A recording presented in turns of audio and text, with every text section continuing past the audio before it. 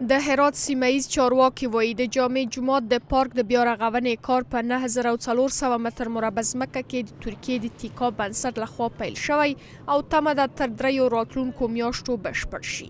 د هرات د سیمه‌ایز چارواکو په وینا دمګړی د پارک د بیا رغونې سربیره د ستر جامع جومات ایوانونو او د گل دستو د مرمت کار هم روان دی.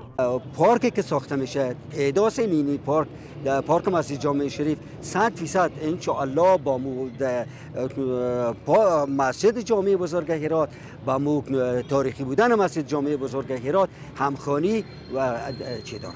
در مسجد انشاءالله که روزانه ما در حدود 60 تا 70 نفر کارگر داره که در بخش‌های حیوانات مسجد مصروف کارهای مدیریتگری هستند. په کابل کې د ترکیې سفیر چې هرات ته سفر کړی وایي دا پروژه د افغانستان او ترکیې ترمنځ فرهنګي اړیکو د پیاوړتیا او د جامع جومات د شاوخوا چاپیریال د ښکلا په موخه پلي کیږي.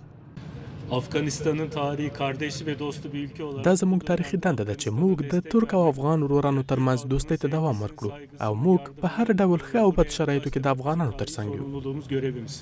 این قسمت هم سرسبز سنگ فرشی است، قسمت کاشی روی دیوارهای احاطه است و غیر از اون حفاظت از دیوار است. همینطور این چارچوب است. فقط د یو شمېر کارپوهانو په اند د دې پارک بیا رغونه کولی شي د هرات د فرهنګ او تمدن په پیژندنه کې مهم رول ولري.